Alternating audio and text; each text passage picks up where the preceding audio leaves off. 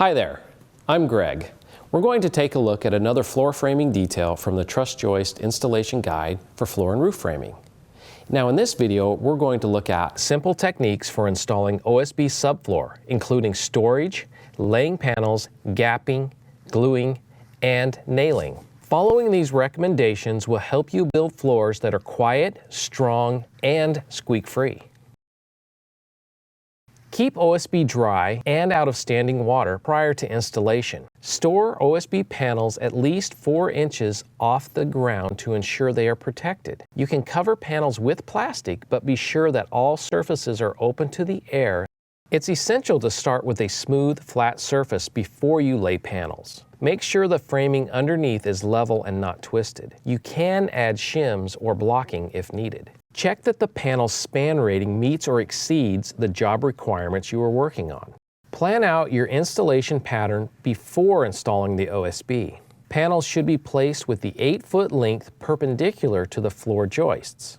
To make sure that the first course of panels runs straight and true, measure and mark 4 feet in from the opposite exterior corners of the floor system. Then snap a chalk line across the top of the joists. When laying out the flooring, be sure that each panel spans at least 2 TJI joists and that the panel edges fall at the center of the support. You may need to trim some panels to do so. Lay out rows of panels so that end joints are offset by at least 1 on-center spacing of the TJI joists. Now be sure to stagger the OSB flooring so the butt ends don't run along the same joist length.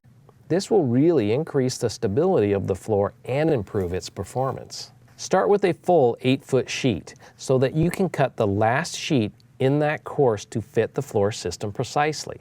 When you get to the second course, you can start with a 4-foot sheet and then move to an 8-foot sheet. Continue alternating courses in this manner to cover the entire floor system. Now it's important to glue the OSB floor panels to the TJI joists to improve floor stiffness. Before gluing, make sure the joists are dry and free of dirt. Apply a 1/4-inch bead of solvent-based elastomeric construction adhesive across the top of the joists and blocking. If the supports are 3.5 inches or wider, you'll want to use a serpentine pattern. Use 2 beads of adhesive on TJI joists where panels meet to ensure that both panels firmly adhere to the framing. It's best to lay down adhesive for just 1 or 2 panels at a time so that the adhesive doesn't dry out and develop a skin. This would reduce the holding strength and may lead to squeaky floors. Install the first panel with the tongue edge toward the outside perimeter. This will protect the tongues on the subsequent panels from being damaged when you slide them into place. Apply an 1/8-inch bead of glue in each groove and gently tap the panels together. It's a good idea to wipe away excess glue to reduce the risk of bumps in the floor. It's critical that OSB panels are spaced to allow for the expansion that occurs when they are exposed to moisture and changes in humidity, which can lead to buckling, cracks, and squeaks. So be sure to maintain an 1/8-inch gap at panel ends and edges.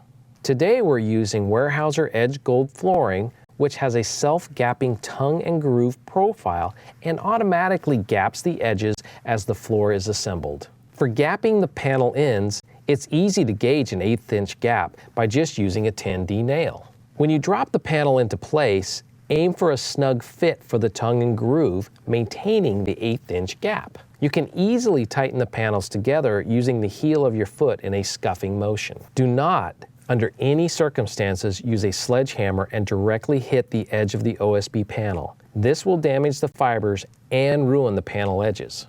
Nail the flooring in place before the glue sets. Start by nailing a row 3/8 inch from one edge and work across the flooring in rows until the flooring is completely fastened. Be sure to drive nails flush to the panel face. The standard nailing pattern is 6 inches along the panel edges and every 12 inches in the panel field unless otherwise specified on your plans. Always completely nail off each panel before installing the next panel, and stand on the panel being installed to snug it to the TJI joist before pulling the trigger on the nail gun. If you're using Weyerhaeuser Edge Gold subfloor, you'll find that it has the correct fastener template pattern printed on the panel, showing where each fastener should be placed. Always make sure safety is a priority on the job site. Follow OSHA requirements for personal protection equipment and forklift safety. Thanks for watching these best practices on subfloor installation, brought to you by Weyerhaeuser, manufacturer of edge gold floor panels and truss joist engineered wood products. Be sure to check out the other videos in this series of floor framing details, which you'll find online at trussjoist.com/videos. You can also find more detailed information on floor framing in the Truss Joist Installation Guide for floor and roof framing, which is available online or from your local representative.